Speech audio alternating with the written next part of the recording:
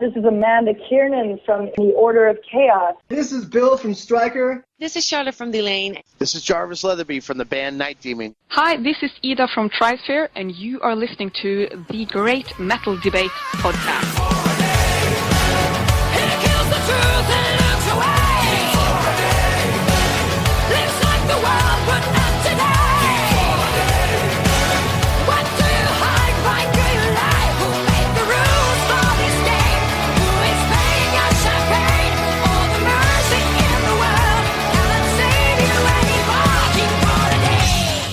Welcome to the Nightmare podcast, listeners. I'm coming to you today from Louisville, Kentucky, where I'm joined by the bringer of pain, Noora from Finnish power metalers Battle Beast.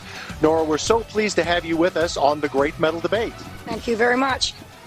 Again, we're here in Louisville, where I'm getting to see Battle Beast play for the first time, and this is the band's first tour of North America. How has the experience been so far?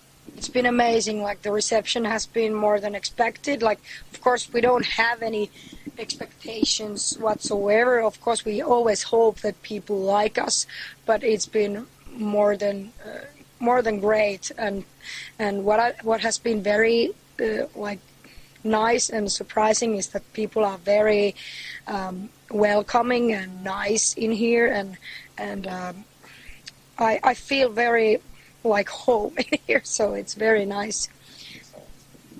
How long did it take you to get over the jet lag and establish a routine on the tour?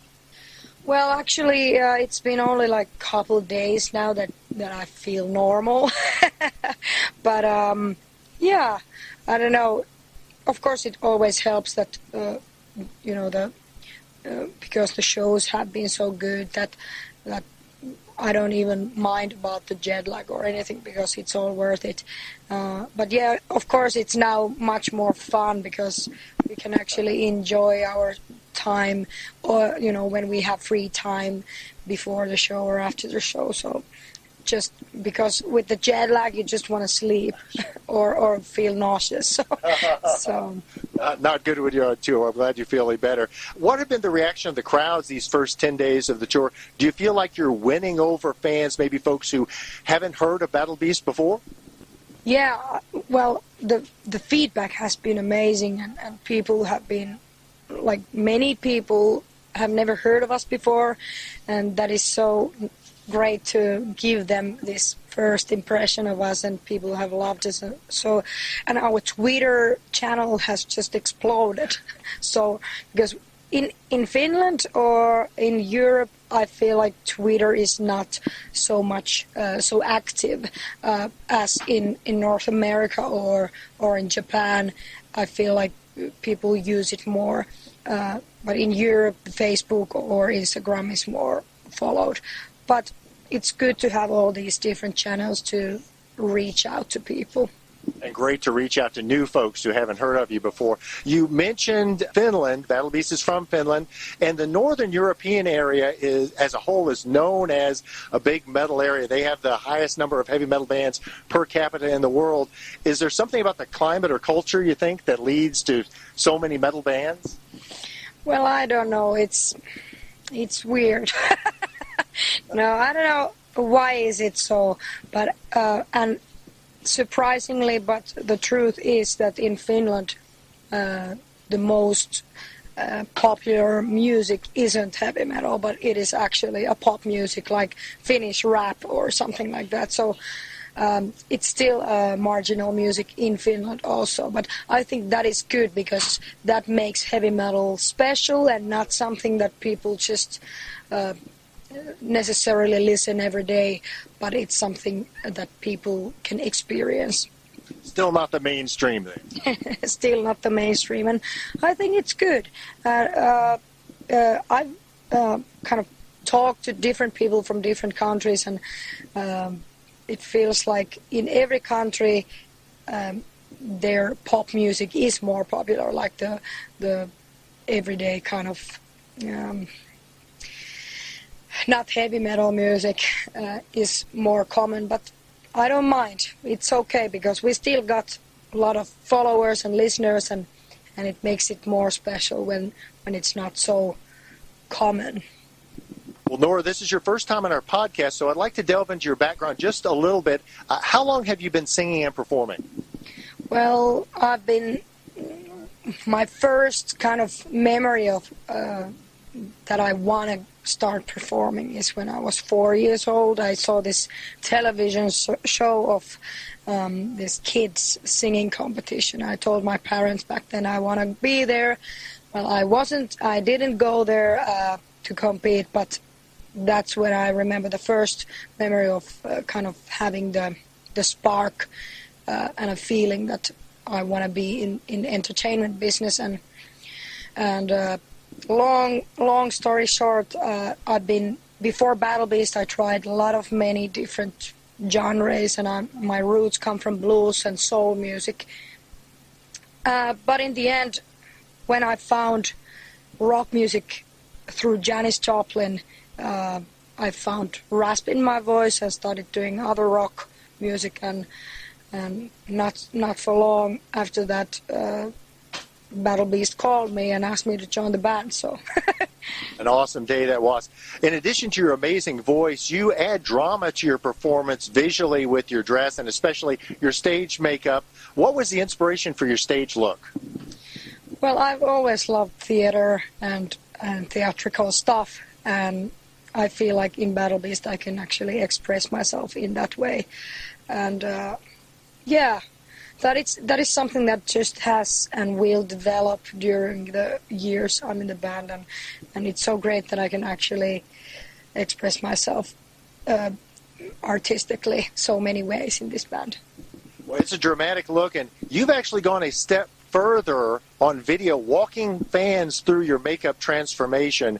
I'm curious what the thought process was on sort of pulling back the curtain and letting them see that process. Well, some people just encouraged me to do that because they wanted to see how it's done, and I feel comfortable with myself. I don't feel like I don't want to be very mystical in that way. I feel like I just want to give people myself as an artist and also show them what it's like behind the curtains a little bit. Then. Very cool.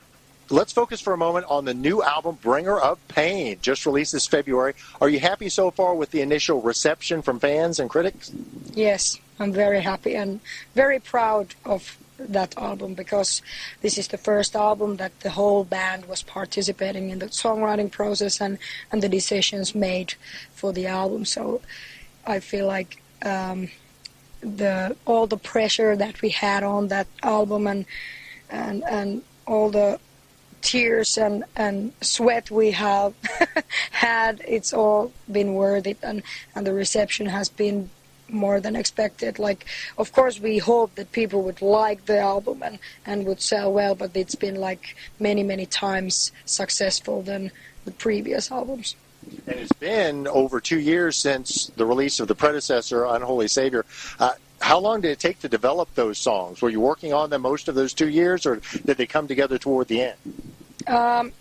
We started doing, you mean Unholy Savior? We started doing demos already like 2 years ago, but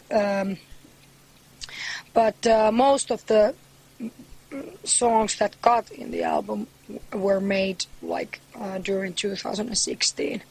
So, but it's always like it's not so quickly a quick process to deliver songs if you don't have something like down on your sleeve already. And I think it was really good that we had these fresh ideas and songs, because now we had the new member Joona Björkroth in the band, so we needed also his effort on this. And of course there is 4 songs from him on the new album. So, well, to me, the album retains a lot of the classic Battle Beast sound, but you guys aren't afraid to branch out, and you've tried some new things. It also sounds to me like it's a very positive album, even though you cover some dark topics.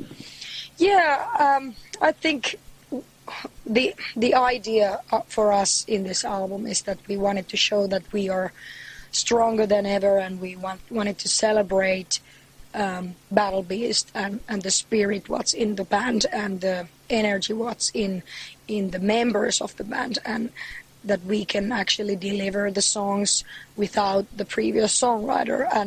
And I think going into a positive direction is much more better than like just having too melancholy and sad songs, you know.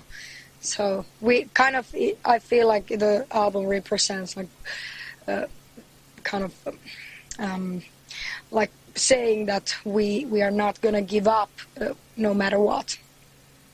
Well, you've got some really cool concept videos out already from the album for the songs Familiar Hell and King for a Day. Can you tell us a little bit about those? Are you happy with how those came out? Yeah, and finally I got to do some little bit acting also in the videos, and that is something that I really want to do in music videos. Like, I've always been a huge fan of Queen music videos, like music videos which tells a story and the content of the song, and not just something random. So I feel like now we stepped up also in that category. So the song King for a Day has some pretty clear political overtones. Should fans come away from that song with any messages? You mean King for a Day? King for a Day.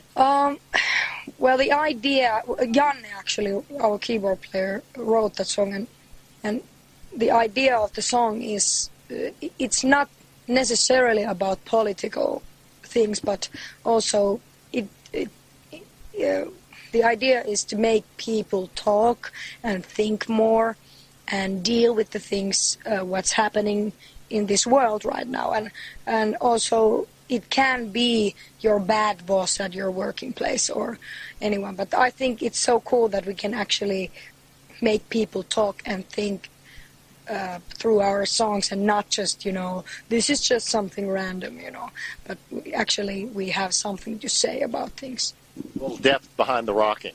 That's right. Now, Noora, we're a podcast that focuses on metal artists and fans. I'm always curious about the interaction between the two. For instance, a few years back, I ran into Joachim and Par from Sabaton in the street hours before a show. They were really nice, signed autographs for me.